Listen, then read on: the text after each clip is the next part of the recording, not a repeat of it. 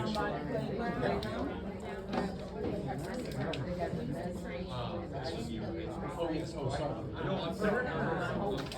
evening, everyone. Thank you all for coming out tonight. Oh, okay. Really appreciate it. I just noticed they were the same color on the box. I hope we didn't have We're like a excited to have Dr. Jenkins here from HVAC. I took her course during COVID. I got a 2-year degree there. It was the hardest, most challenging course I took there, but the best course I took there. I learned so much, and that's a compliment. It was awesome. She actually, the course helped me get through my first marathon this past fall, so I applied a lot of things that I learned in the course. That was my first. Dr. J is going to talk for about 45 minutes, then there'll be time for question and answers. If you get inspired and want to try some of the nutrition we sell tonight, we're doing buy 4, get 1 free, which is pretty solid savings only for tonight. End of April, there'll be a cardiologist coming in to speak on the physiology of running. So that'll be the end of April, Dr. Merle. Friday evening, we have Black Girls Run here for the shoe launch. Saturday, we have Mizuno all day and the demo run in the morning. So at that, Dr. J. Oh, hi. Thank you so much. Thank you, Andy. Wow, it's such a great turnout. Thanks for coming. You can call me Christine. So I do teach Hudson Valley Community College. Been there 19 years. I know I don't look like that old, but upper 40s, baby. But I'm very proud of Hudson Valley. So send your people there. Come take a class. Nutrition courses? I teach Anatomy and Physiology 1 and 2, and Basic Nutrition and Sports Nutrition. And we have a sports nutrition with a lab where we have the treadmill with the metabolic cart. We can hook you up, even if you're just friends with me and you say, hey, can I get my max VO2 or lactate threshold? We have an EKG. We'll talk. We'll hook you up. Yeah. We have that. Bring my whole run through. I'm serious. Well, I'm serious too. We have that, right? What little community college has that? So what is the course? Nutrition? I teach nutrition and sports nutrition. Sports nutrition.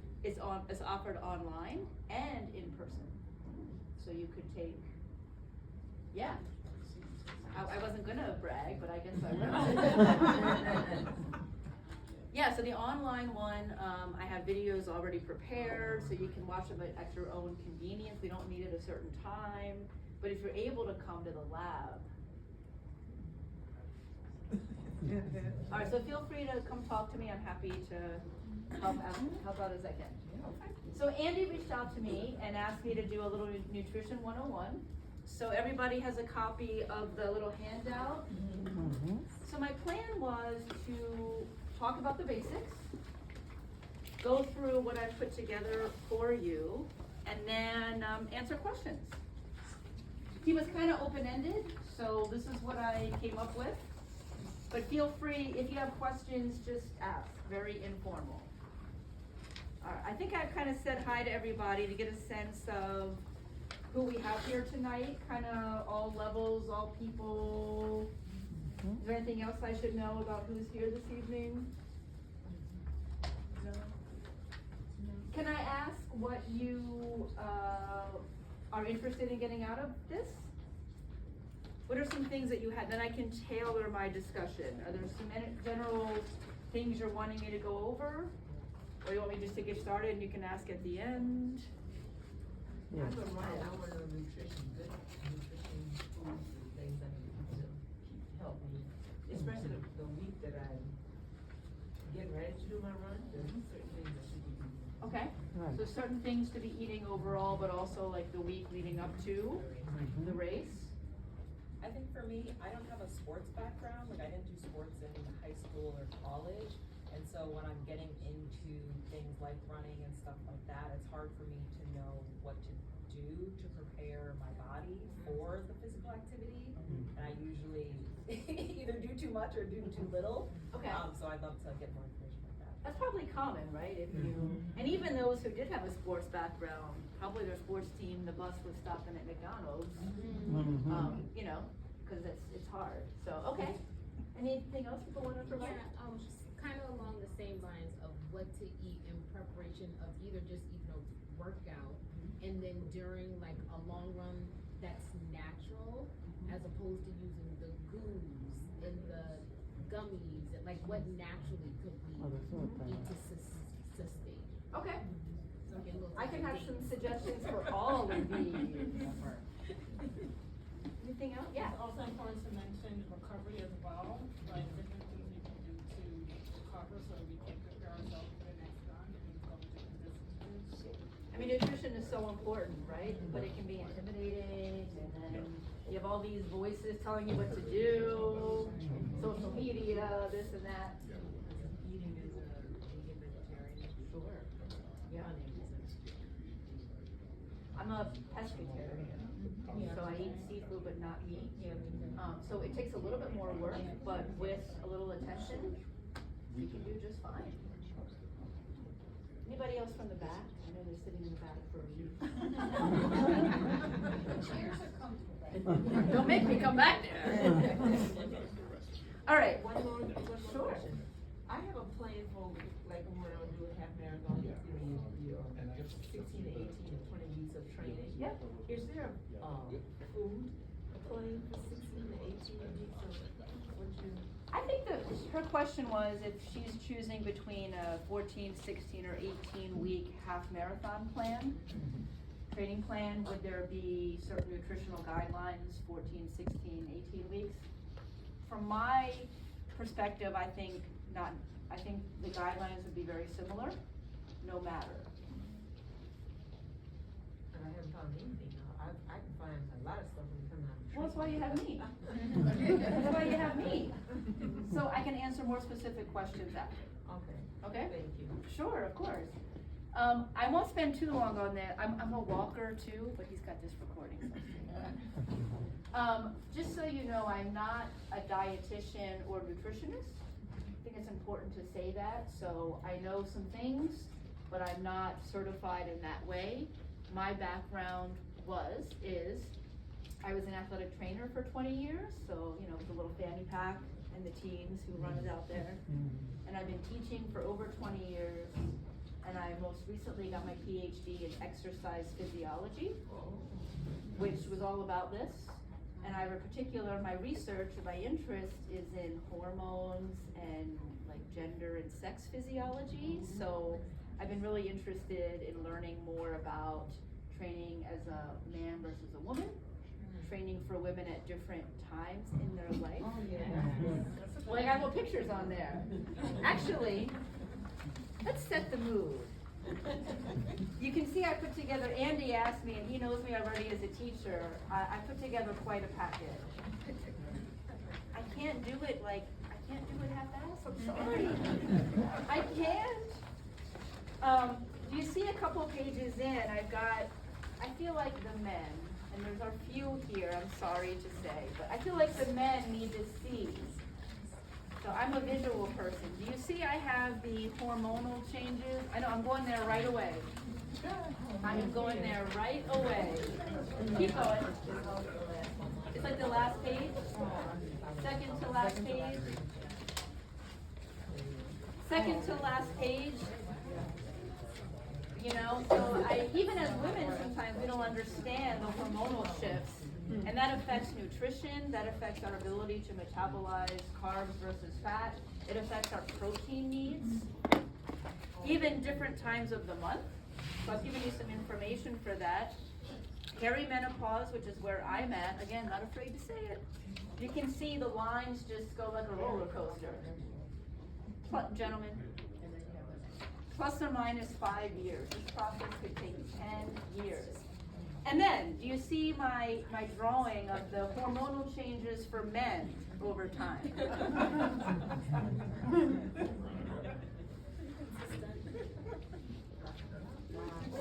Andy, is that too much? I'm sorry. Did you notice that when I gave it to you? I mean, their testosterone goes down a little. if we would believe the ads we hear for tea replacement, you would think it's a worldwide phenomenon of, but it's not. All right. Okay, so let's just, I'll start with the basics, and then if you have questions as we're going along. As a teacher, I can't help but give some background. So if this is a little science-y for you, that's fine. Take from it what you want.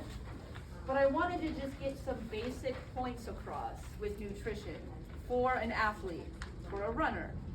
Most of our muscle fuel is gonna come from carbs and fat. Do you see that percentage? 85 to 90%. So this whole thing about carbs are bad.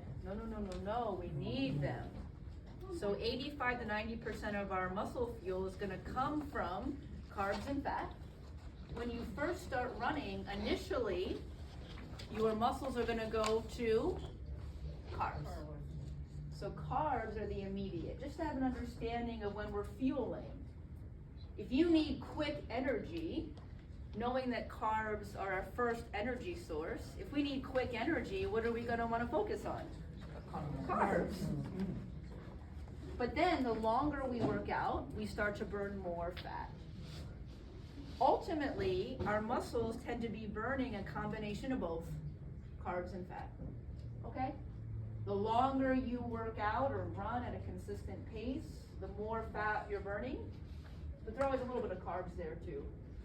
What about when you get to that hill and you need a quick little burst and you up your intensity, your muscles are gonna go to carbs. So even as you're burning more fat, if I need a quick little boost, the muscles will reach to the blood and grab some carbs. Well, if you're like me, and I see somebody who I think I should be faster than, I'm like, I gotta catch them. Right. Don't you do that? Yeah. No matter your level, if you're walking or running, it doesn't matter. It's healthy sometimes. Like, oh, I'm gonna catch that person. It gives you a little boost. If you up that intensity quickly, your muscles are gonna go to more carbs. Okay. I can't help it, folks. I'm sorry. So I wanted to bring across a point. And I did this picture. This is a Dr. J special, which means it's a terrible little schematic, but hopefully it's simple. I wanted to get across a point that when we eat our food, we have to convert it into something else before it goes in the muscle.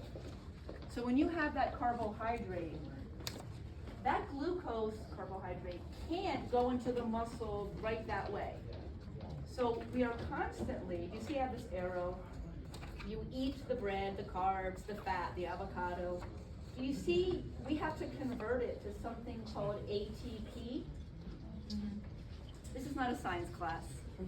But ATP is that usable energy. So what's happening behind the scenes is your muscles are taking in the raw fuel, carbs, fat. But they're constantly converting it into ATP. Because that's the usable energy. That's the form that the muscles can actually use it. I know it's kind of hard to see underneath that. Do you see where it says food is converted to ATP through? Do you see where it says phosphocreatine, anaerobic, aerobic? When you hear those words, I put it on there for a reason. So when you hear those words, like, do you need a creatine supplement? When do we use creatine? To produce ATP for the first 10 seconds of exercise. That's it. And then anaerobic, if you hear about, I just wanted to put that on there so if you, I can't help being a science teacher. It's good to know, okay? So when you hear those fancy words about the Krebs cycle, anaerobic metabolism, phosphocreatine, high energy phosphate, electron transport chain. You know, these supplement companies, they try and sound smart. They're just pulling out stuff. I'm using the G version tonight. But that's probably all related to converting the carbs and fat into that usable energy form, ATP. The truth is, our body does it better than any supplement will do it. So if we provide the appropriate carbs and fat, and we have enough oxygen that's able to get down to the muscle, your body's gonna do it better than anything in a can. Okay. But it's knowing the proper food. Yes. And as you can see, it doesn't have to be fancy. Like my goal tonight is to try and get it simple. You're gonna make some mistakes, it's okay. You gotta have a little bit of treats, but just some simple things, okay? All right, I wanna mention protein. Protein is important, right? Yes. Of course it is, but look, only 5 to 10% of protein is used for energy. So when we see that like little bar, protein bar for energy, some of my former students would like to say, oh, she's a protein hater. I'm not a protein hater. I'm just here to give you the science. Protein is important, but we don't want to use a lot of it for energy. When you have enough carbs and fat, it lets the protein do what it needs to do. Look what protein does. Gives us structure. Protein makes up our muscles. Protein makes up really important chemicals. Most of your enzymes, hormones, you know this, neurotransmitters, antibodies for immunity, hemoglobin that transports oxygen, many of those important chemicals are made up of protein. And it's not just structure to your skin or to your muscles. Protein gives structure to your skin, hair, nails, ligaments and tendons. Isn't that important for a runner? Mm-hmm. So by having enough carbs and fat, it allows protein to do what it's supposed to do. Structure. Make those chemicals.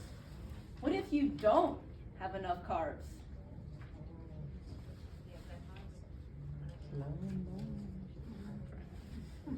Well, you're gonna crash, but also your body's gonna be forced to try and burn more protein for energy. And when your body is forced to burn more protein for energy, it's taking protein away from the structure. Do you see what I mean? So we want to have enough carbs and fat so we can let protein do its thing over there. But if you don't have enough carbs or healthy fats, your muscles are forced to go to that protein for energy, and that takes away protein from the muscles, which you don't want. All right, are we learning anything? Yes. This is only the beginning if you want to take my biology 128. So what is biology 128? Sports nutrition, Oh, science, nutrition. Hudson Valley Community College. Can I just, I'm sorry, as an aside, you know, we have a Nobel Prize winner that went to Hudson Valley Community College and then Albany, Dr. Omar Yagi. He won a Nobel Prize last fall in chemistry. He's coming to Hudson Valley Community College, April 2nd.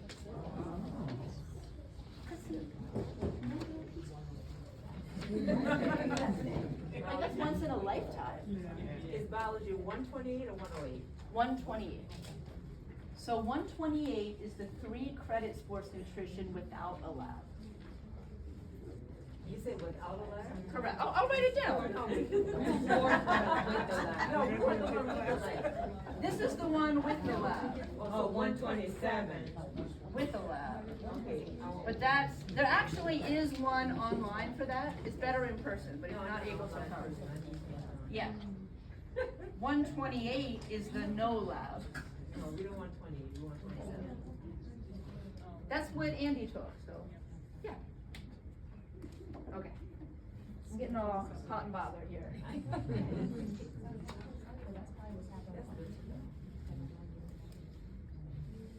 What day is it? It depends.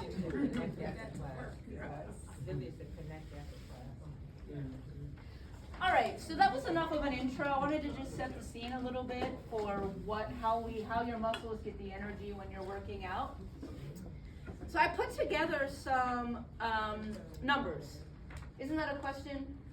What do I need? Okay, so I figured we could kind of go through it together. If you take your body weight times 10, that's an easy way to determine how many calories you need just to keep your organs going. So I'm 150 pounds. Okay, I'm 160 pounds.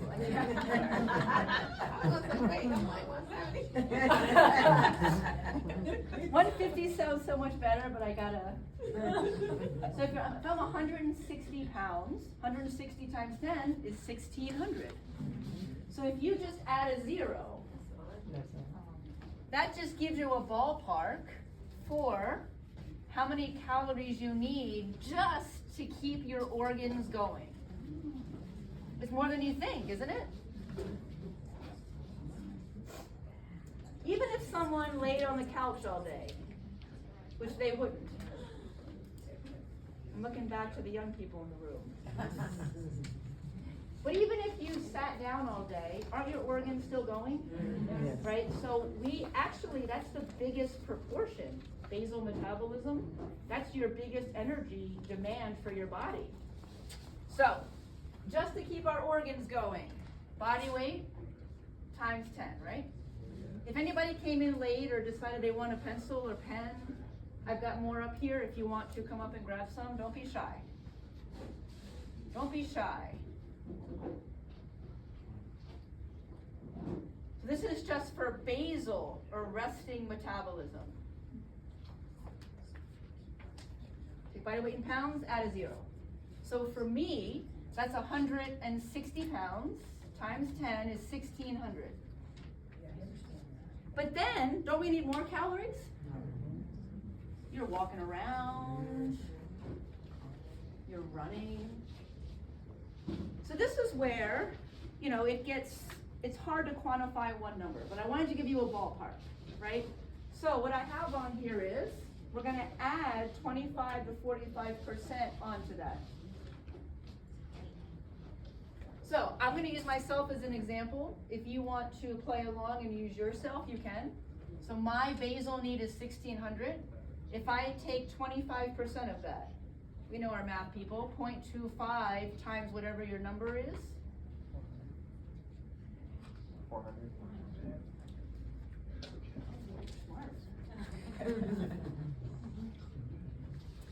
For me, that's 400. And then I would add that to my base. 2,000.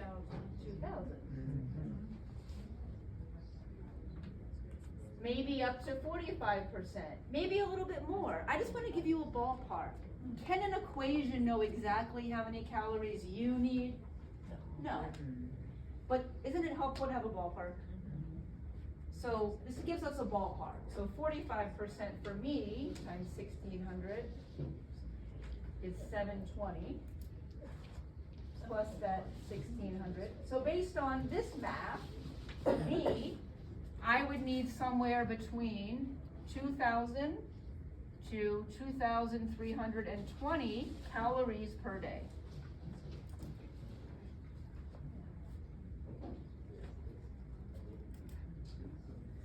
This is a ballpark. This doesn't take into consideration age, gender, who has a higher metabolic rate, who needs more calories, men or women? Men. Men, right? So men are gonna be on the higher end. If you're younger, you're on the higher end. This gives us a ballpark. I would also recommend, some of those free online diet analysis websites are not terrible. Like MyFitnessPal is a free one.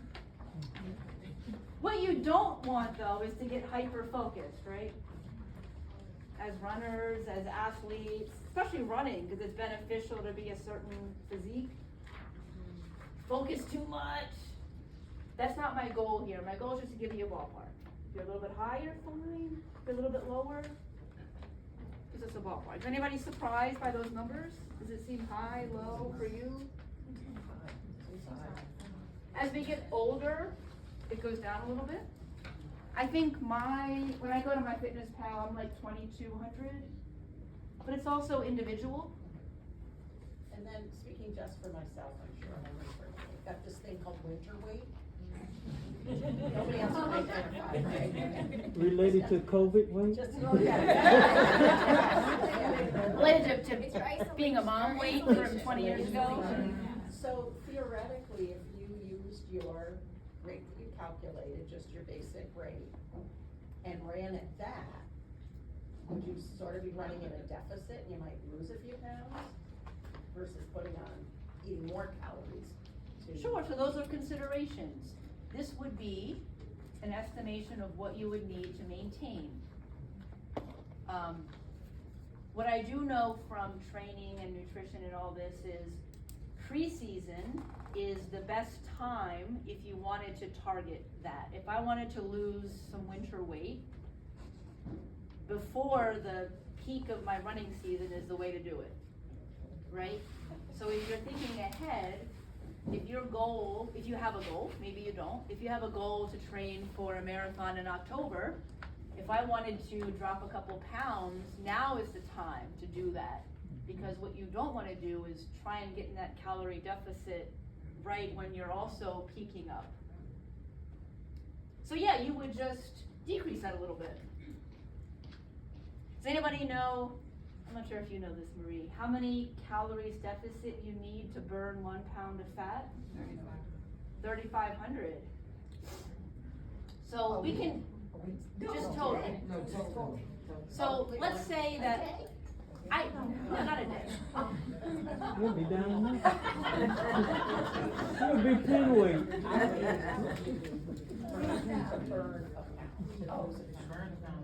So we could all drop water weight by tomorrow if we just didn't eat enough, right? But if I'm talking about if I want to burn that winter, ideally if I want to burn a little fat. So to burn that fat, you need a calorie deficit to burn 1 pound of fat of 3,500 calories. So not that I'm suggesting that we need to cut calories significantly, but if my goal was 2,300 and I wanted to start, what if I reduce my calorie intake by 200 per day? So instead of 2,300, I aim for 2,100. Or instead of numbers, because that could drive me crazy, maybe I just remove that one snack. Or the one beer. Yeah, right? Like, I'm only gonna have my glasses of wine on Friday. Instead of numbers, because numbers can make us go crazy. So just take one little thing and alter that. And let's just say that's 200 calories a week or a day. 200 calories a day over a week's time is 1,400. You see what I'm saying? But the time to do it would be like now. Okay. And then, what do we need for carbs, fat, and protein? These are the overall recommended ranges.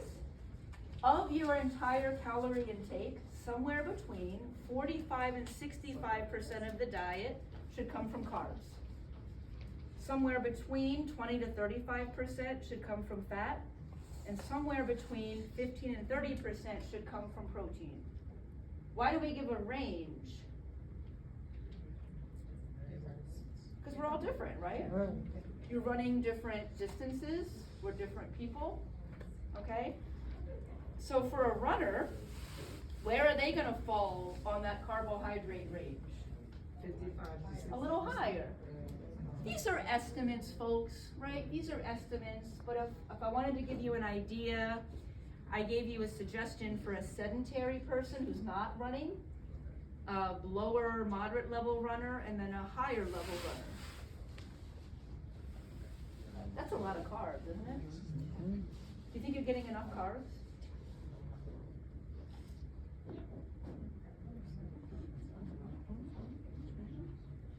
You could do it by percentage, or you could just do grams per kilograms per day. Again, not that we have to run the numbers all the time, but to give us some ballparks. I don't know, if you wanted to, go to MyFitnessPal, make a little free profile. Don't get tunnel vision and go down that bad rabbit hole, but just to get put in your age, height, weight, it'll estimate activity level. And then you can keep track of your diet for a couple days. Put it on the website and you just see how you are. Not to like go crazy, but just to see. Let's just do this together. Grams per kilogram is how we usually run these things. Let's convert our pounds into kilos. So you take your weight in pounds and divide by 2.2 to get our weight in kilograms. If I'm 160, it's like 73. 160 divided by 2.2. 73. So you could do your weight if you wanted. Take your weight in pounds, divide by 2.2, and that gives us your weight in kilograms, because that's how most of these things are written. And then pick a number, I don't know. Maybe I'm a moderate level runner, I want to be 7 grams per kilo per day. Maybe I'm Andy and I'm going for a high goal.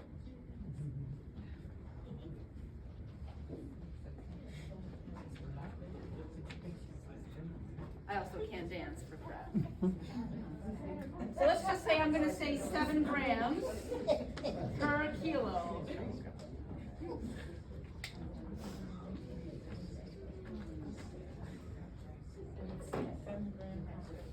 Whew, that's a lot.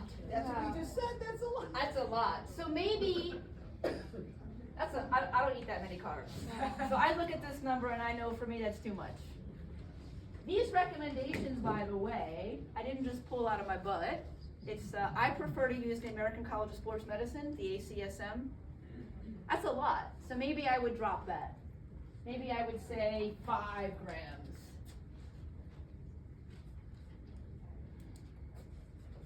Five, 73 times 5. That's much better.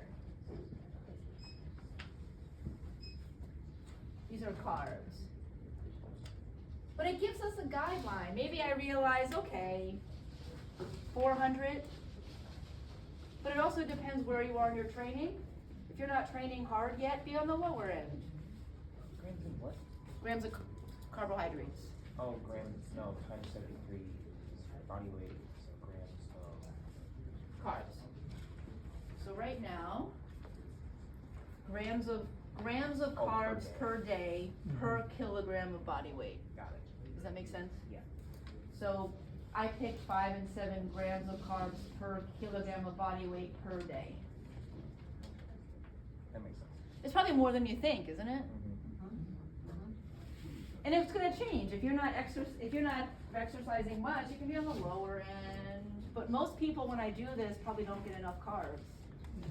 So when you're generating a plan for a half marathon, which is amazing.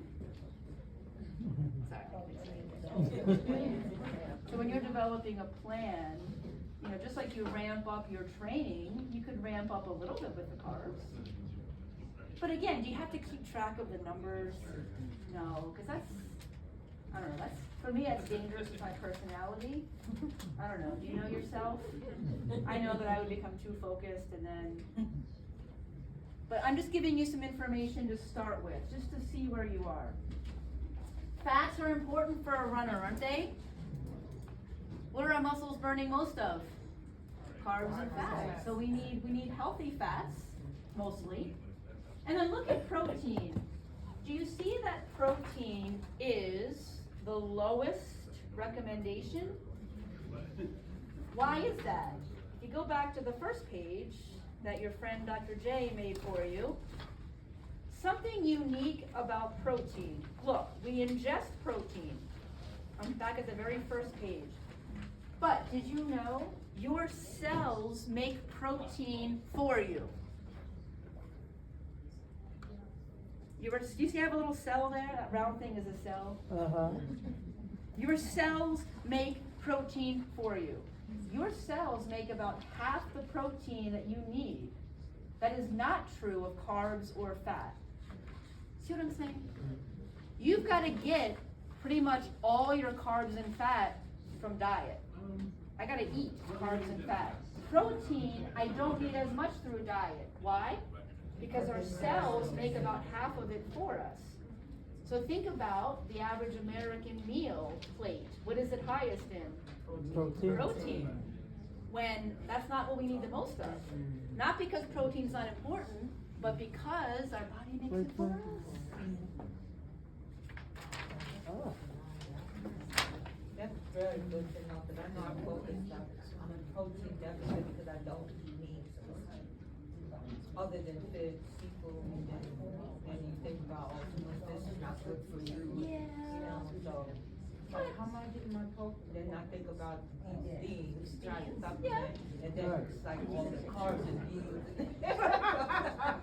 But you might be surprised, you know, if you're willing, keep track of your diet for a couple days, put it on that MyFitnessPal, you might be surprised.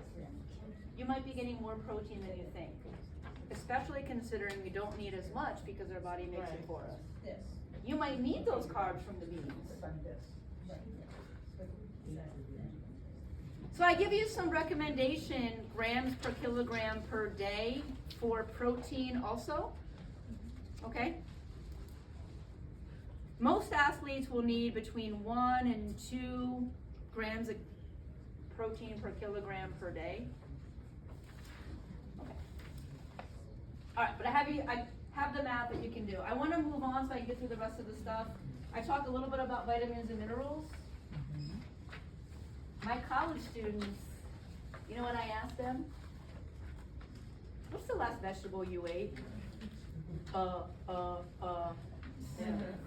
So we need our fruits and vegetables. That's gonna be the primary way we get our vitamins and minerals.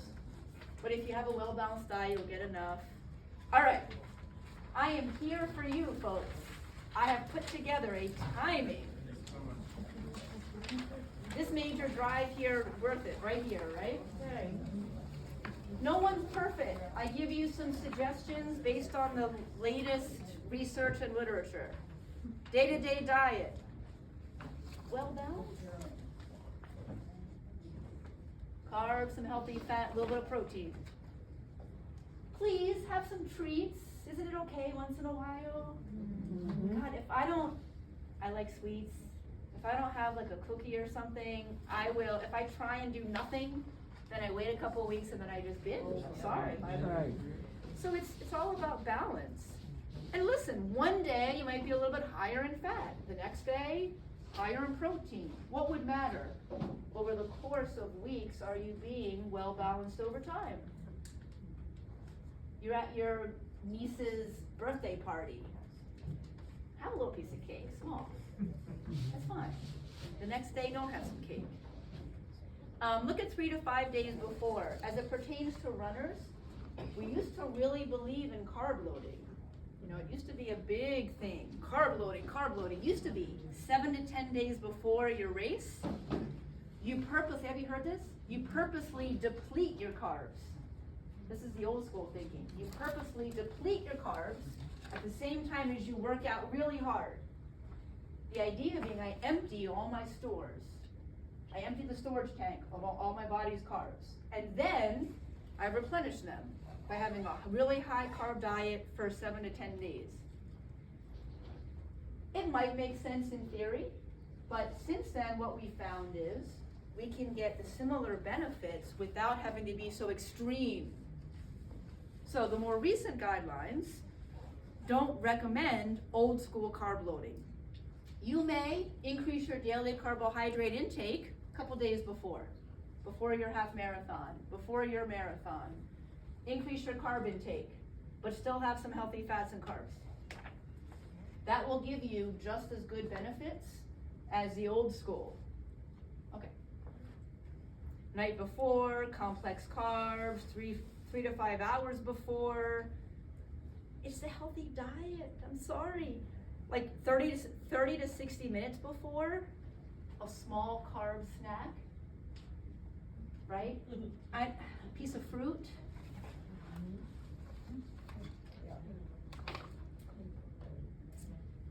There's no specific rules. What you're gonna see on these guidelines though is like little bits over time is better. It's better. better to have small little snacks kind of spread out than just one huge meal. During, water's always good. Check out that second bullet point. Additional calories needed only if you're exercising continuously for about an hour or more. So one of the things that people have in their mind is, I must be drinking my Gatorade and having my gels. Even if I'm doing a 45-minute run. The truth is, was that silly enough? The truth is, your body has enough stored glycogen. Glycogen is stored glucose. Your body is really good at, it's like the biggest warehouse of shoes. Your liver and your skeletal muscles have a crap ton. You have enough, everybody in this room has enough stored sugar to run 20 miles.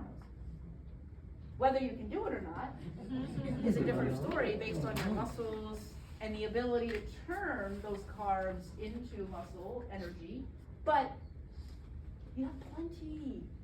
So it's only when you're exercising for about an hour or more continuously that you start to deplete those stores enough to really need this. Okay. If you do exercise longer for an hour or more continuously, yes, these are good. The current recommendation is 70 grams of carbs per hour. Some of the professional cyclists now are going up to 90 or 100. Unless you're elite level, I think that's really pushing it, and they've got to train their guts to be able to accommodate that. Some real tips. You want it to be really high glycemic index during. You want a mixture. A mixture of carbohydrate types is best. Focusing only on one is not the best. But these already do it for you. Fleet Feet offers a fantastic array of scientifically proven. These do match. So here's one of the gels, right? Let's see how many grams of carbs. 25 grams. So when you have this, plus a little sports drink, plus a little something else, okay, 70 grams per hour is what they say. All right. Sports drink, again, only needed any kind of drink that has calories in it. I give you recommendations on the sodium, potassium. Those are the two electrolytes that they are meaning to replenish. You can see I need to do this now. These also fit the bill to replenish sodium, potassium. This has potassium in it and sodium. Okay. These are actually good. I went to the store and it pained me. It pained me to buy this. But I did.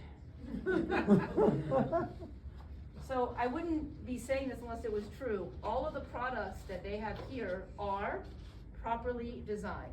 They are. This crap is not. I mean, they're just throwing more things in there, right? It's so bad. One of my biggest pet peeves is liquid IV. So listen, when someone first told me about this, I thought that they meant they actually had an IV. And I tell the young people, I'm like, this was not a thing 10 years ago. They made it up. Because there's no guidelines from the FDA about what these supplements have to do. They can say whatever they want. Tylenol, the Cheerios box, did you know this? The Cheerios box, if it says can lower cholesterol, General Mills cereal company has to prove it to the FDA. These, they can say whatever they want. Back in the early 90s, do you remember? They had a big thing where they got Bruce Willis to do a commercial because the supplement company didn't want to have to follow those same guidelines. And they won, so now they can say whatever they want. This does not have the proper amount. I was looking at this. Do you see the proper amount of potassium? Who can see that there? How many milligrams of potassium would be recommended? 50. 50 milligrams. In one of these, 370 milligrams potassium. Wow. So I'm looking at Marie because if you know about medicine at all and you have too much potassium at once,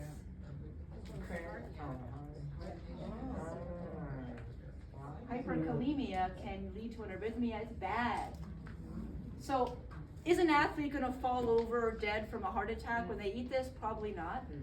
But is this the best thing? Absolutely not. More isn't always better. And what I like to tell my students is, it's not just this they're having. Didn't they have some potassium in the banana? In their regular food, in their Gatorade, in their this. So one of the potential really downfalls is stacking. You don't realize what you're having all together. Okay. I do want to end my part so I can answer your questions. I always talk too long. Immediately after, a high carb snack is good, followed by protein. So I know after we think about protein, which is good, but you should also have a little bit of carbs. You could have a orange thingy. What's the thing you said? Not a tangerine. Mandarin? No. Clementine. Is that what you were talking about? Clementine. I couldn't think of the word. Clementine. Yes. So it could be like a clementine. It could be a half of an. It could be a Rice Krispie treat. After a long bike ride, I want nothing more than a Rice Krispie treat. So it doesn't have to be perfect, but a little bit of carbs and then protein. The recovery window for women is shorter than men. 20 to 30 grams of protein is our goal. For women, our recovery window is short, 30 to 45 minutes. Wow. Men, it's longer. This is one of the new research things that we've discovered. So women, that's not very long, and sometimes you're not hungry. Right. Chocolate milk? Even if you try something. Sorry, can you just explain more, what is the recovery window? Recovery window, sure. Recovery window is getting that protein in time to help your muscles recover. Okay.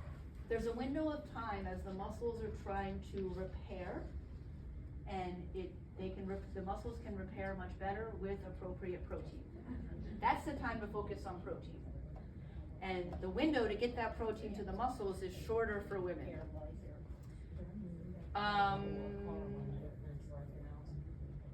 Leucine is really good for that protein. Okay.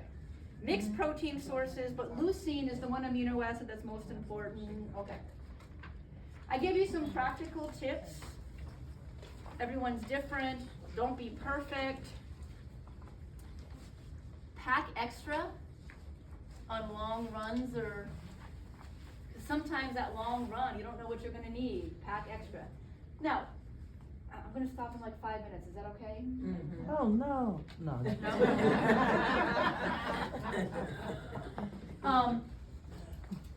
So what did we say? You only need to bring in calories if you're exercising for an hour or more-ish, right? So if I'm doing a half marathon, maybe my time finishing is an hour and 45 minutes, whatever. For an hour and 45 minutes, do I wanna wait until an hour to start fueling? No. See, you do have to plan ahead. Right. But you need to know that up front. If I'm only gonna be running for 45 minutes, I probably don't need to ingest a gel. If I know it's gonna be longer than that, pack some gels on board and start sooner. Half an hour? Do you wanna take it right away? No. So you do have to plan a little bit. There's no perfect diet. Don't let strictness run your life.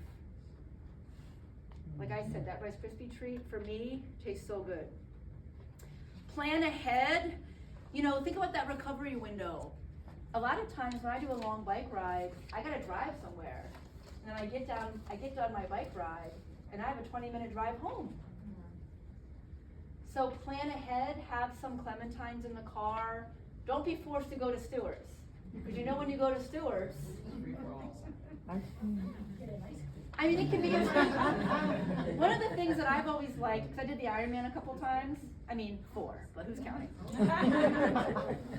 Those miniature miniature peanut butter sandwiches, Ritz. Uh-huh. The Ritz peanut butter sandwiches, for me, it's trial and error, but for me, they're small enough that I could have a couple, keep the box in my car. Even I was doing the bike ride at Lake Placid, it's got some salt, it's got some carbohydrate, a little bit of protein. It's processed, yes, but you know what, I can't do everything all the time. Sometimes someone asked about more natural things. Yeah, things with honey in them. Did you see I included a recipe? Homemade like trail mix, just with natural sugars instead of using that. You could do a peanut butter and jelly with natural peanut butter and honey. It's less processed. So the reason being is because the whole stomach upset. So what is it in those like gels and things that's like the trigger for a lot of people? Everyone's different. I mean, they do add a lot of processing, so it's got usually a higher salt content. Maybe it's a little too spicy for you. Just the chemicals in itself. If you know that about yourself, it's a pain in the butt, but it's actually a good thing that you can identify what's gonna work better for me. It's just gonna require a little bit more planning in advance. I do have more resources. I'm gonna share my email, and I can share more resources of natural things, okay? There's also some sample foods. Did you see I included that? Yeah. You really have to do what's best for you. Yeah. Fruit is a really good natural thing. You can handle fruit. Some misconceptions. Carbs are bad. We need carbs. I was proud of my last one. Look, lessen stress about this by choosing healthier carbs. Right? What can you control? Right? Well, maybe I could just work on choosing some healthier carbs. Instead of the cheese pizza, maybe I can meal prep the weekend and make like, whatever. Well, I was thinking what I have in my freezer right now. I make like a pasta with broccoli and green beans, and instead of cheese, I use like nutritional yeast and all sorts of things.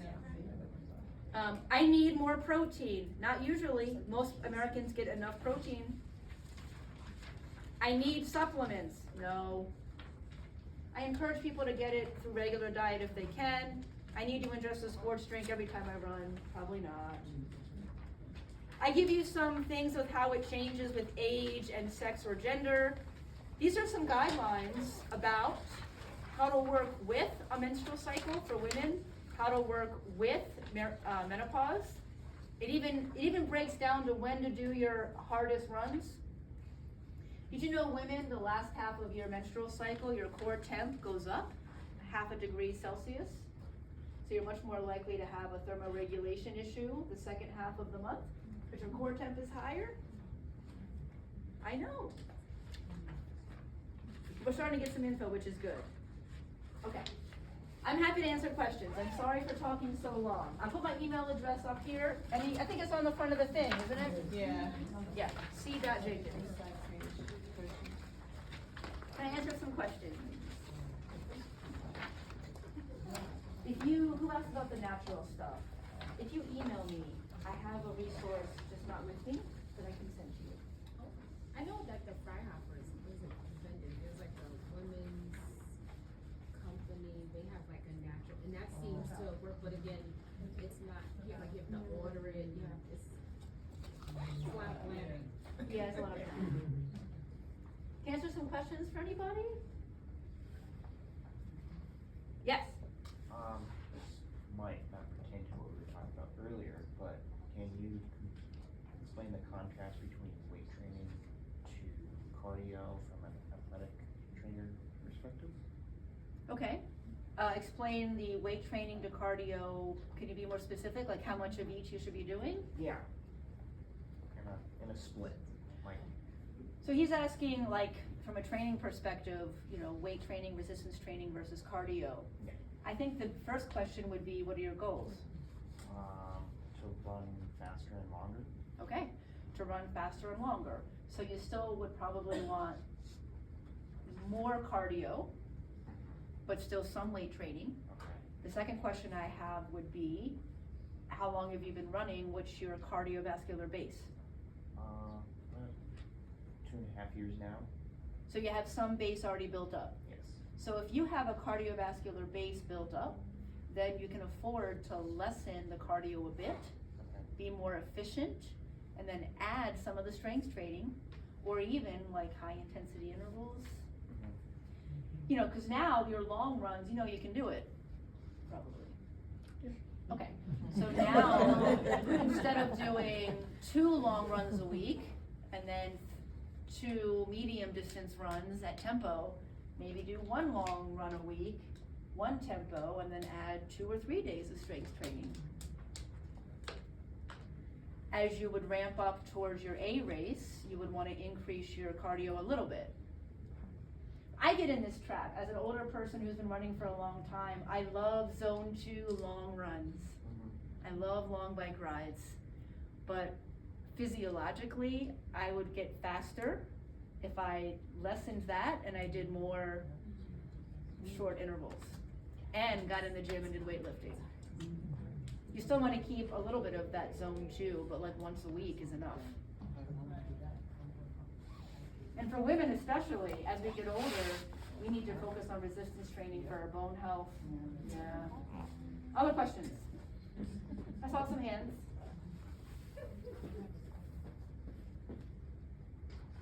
Plan ahead. I know it's not sexy. I don't have any real answers for you, right? You gotta just try. Yes? I know when you were on this page with the calories, you were saying that you use the American College of Sports Medicine. Is that based off of an 18-year-old? Like, what are the, I know you said this is just a guide, but when they do this guide, is it a 40-year-old adult? Is it a? These are usually adults, probably 18 plus. Adults, okay. For someone a little bit younger, the needs would be pretty similar.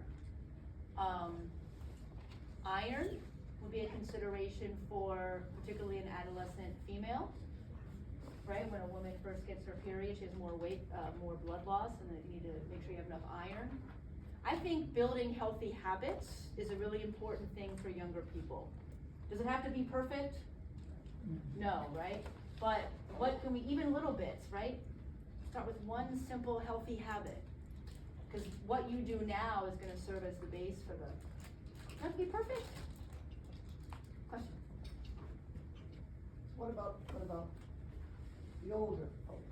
The older folks have more specific needs, more protein. Especially postmenopausal women need more and more protein. They're saying 2.2 grams per kilogram. It's all about the estrogen. The estrogen, as the men look at that hormonal slide, the estrogen goes down the crapper. And that means the estrogen that was giving some strength to our bones, we no longer have. What about the carbohydrates and fats? Does that change also? Well, the carbs, if you increase protein, you're gonna have to take it away a little bit from the others. Okay. So I would say maybe a little bit equally both from carbs and fats. I believe more healthy, from what I've read, again, is this practice, I don't know, from what I've read, more natural carbohydrates are best. As we get older, we're not as better able to tolerate the processed stuff. Okay.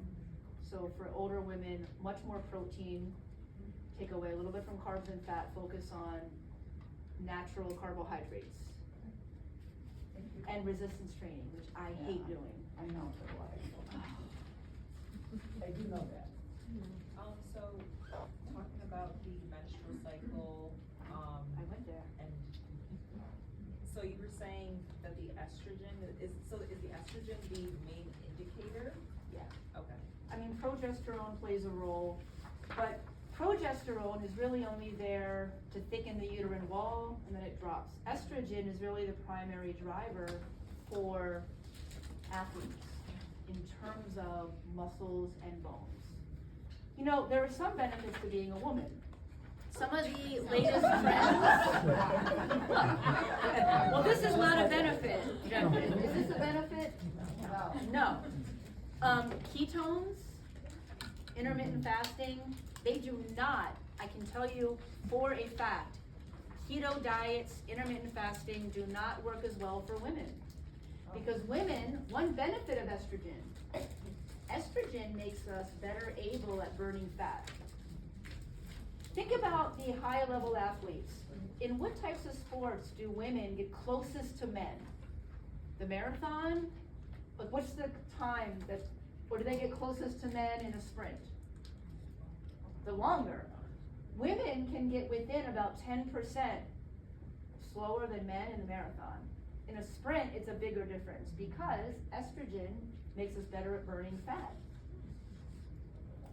And we have more fat to burn. So that's one reason why the keto diet, intermittent fasting is not, studies have shown, not as beneficial to female athletes because we're already at a higher ceiling for our fat metabolism. Some people really like intermittent fasting. It's not for me. Does anybody, the recommendation for women is if you do want to try it, they say like 12 hours on, 12 hours off. Not an extreme fast for like 48, 72 hours. They would recommend like during daylight to fast. If that's something you want to try. I don't want to try it either. Other questions? I'm also happy to stick around and answer questions afterwards. So I have something, I've been experiencing a lot of like leg cramping in my marathons, and I'm not sure if it's something that I should be having more of in my body, like being coming correctly or not. But anytime I run a whole marathon, at some point in that marathon, I get leg cramping. Where I have to like carry the leg because I'm not gonna stop running. But I don't know if I'm missing something. So cramping is really hard. When we look at the research for cramping, there's not necessarily a correlation between low electrolytes and cramping. So we therefore believe that cramping seems to come from a lot of causes. Some people believe it has to do more with the neurological function, with the nerve impulse getting into the muscle. My suggestion would be, if you haven't already and you're comfortable doing so, go to one of those free nutrition websites and just keep track of your diet a couple days and just see. Maybe it'll illuminate, oh my God, I'm really low on something. Maybe it won't. Then it's just an issue. Another recommendation is to try and be more mindful of, is it just when you do the marathon or other times? I think so, anything over like a 13, 15 mile, and I prepared very well for Chicago. And I did everything, the hydration, the protein, the carbs, everything. And I still at mile 19. I was going to say, sometimes people can learn by keeping better track, like during training, make little notes. Maybe you don't realize it, but maybe there's a certain thing you ate, and that day is when you always have the cramps. Or maybe it's a certain temperature, or maybe it's a certain stress. So if you can try and keep notes. Other than that, it might just be who you are. I'm sorry to say. I was afraid of that. Running 19 miles is it's hard for anybody. Oh my gosh. Alright, well, I'm gonna end it now because you've been so nice to stick around, but I'm happy to answer any questions. I don't mind sticking around. Please email me. Wow. Okay? Thank you. All right.